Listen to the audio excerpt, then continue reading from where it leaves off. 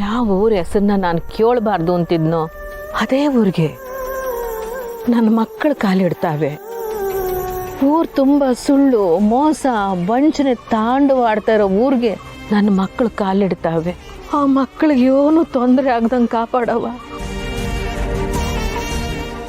ಗುರುಗಳು ಹೇಳಲಿಲ್ಲ ಅಂದಿದ್ರೆ ನಾನು ಆ ಊರಿಗೆ ಯಾರನ್ನೂ ಹೋಗಕ್ಕೆ ಬಿಡ್ತಿರ್ಲಿಲ್ಲ. ಒಂದು ಕಾಲದಾಗೆ ಬ್ಯಾಡ ಅಂತ ಬಿಟ್ಟು ಬಂದು ಊರದು. ತಿರುಗಿ ನನ್ನ ಅಲ್ಲಿಗೆ ಬರ್ಮಾಡ್ಕೊಳಂಗೆ ಮಾಡಬೇಡ ತಾಯಿ. ಅಲ್ಲಿ ಹೋಗಿರೋ ನಮ್ಮ ಮಕ್ಕಳಿಗೆ ಯಾವ ತೊಂದರೆನೂ ಆಗಬಾರ್ದು.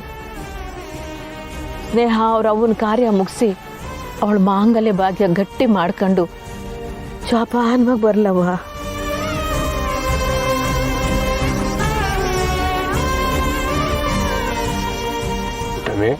ಹಾ, ನಿನ್ನ ಮನಸ್ಸಿನಾಗೆ ಯಾವ ವಿಚಾರ ಓಡ್ತಾ ಐತೆ ಅಂತ ನನಗೆ ಗೊತ್ತು.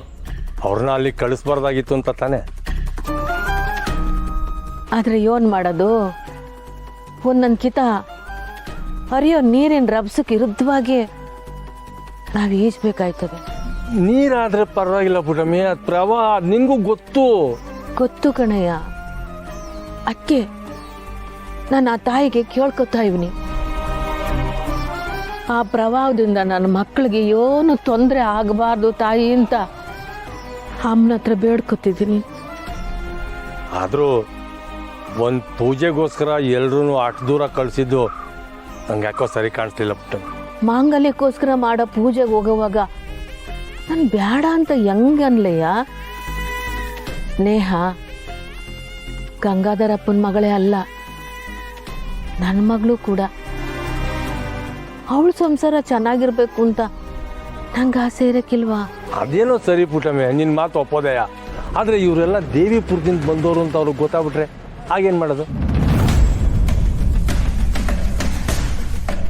ಯಾವುದೇ ಕಾರಣಕ್ಕೂ ಹಂಗೆ ಮಾತ್ರ ಆಗಬಾರ್ದು ಕಣಯ್ಯ. ಅದರಲ್ಲೂ ಅವರೆಲ್ಲ ಈ ಪುಟ್ಟಕ್ಕನ ಕುಟುಂಬದವರು ಅಂತ ಅವ್ರಿಗೆ ಗೊತ್ತಾಗಲೇಬಾರ್ದು. ಗೊತ್ತಾದರೆ చాలా ತೊಂದರೆ ಆಯ್ತದೆ. ಅವ್ರು ಮೊದಲೇ ಕಿರಾತಕರು ಪುಟಮಿ. ಇವ್ರು ನಮ್ಮವ್ರು ಅಲ್ಲ ಅಂತ ಹೆಂಗೆ ತಿಳಿದಿರ ಹಂಗೆ ತಡೆಯೋದು? ಒಂದು ವೇಳೆ ತಿಳಿತು ಅಂತ ಇಟ್ಕ, ಅವಾಗ ನಮ್ಮ ಮಕ್ಕಳನ್ನ ಕಾಪಾಡೋರು ಯಾರು ಪುಟಮಿ? ಆ ತಾಯಿ ಚಾಮುಂಡವನೇ ಕಾಪಾಡ್ತಾಳೆ. ಅವಳೆ ನಂಗೊಂದು ದಾರಿ ತೋರಿಸವಳೆ. ಅವಳೆ ಅಂದ್ರೆ ತವ ನಾನು ಕೆಲವೊಂದು ವಿಷಯಗಳನ್ನೆಲ್ಲ ಹೇಳಿವ್ನಿ. ಇನ್ನು ಮುಂದಿಂದೆಲ್ಲ ಆ ತಾಯಿನೇ ನೋಡ್ಕೊತಾಳೆ.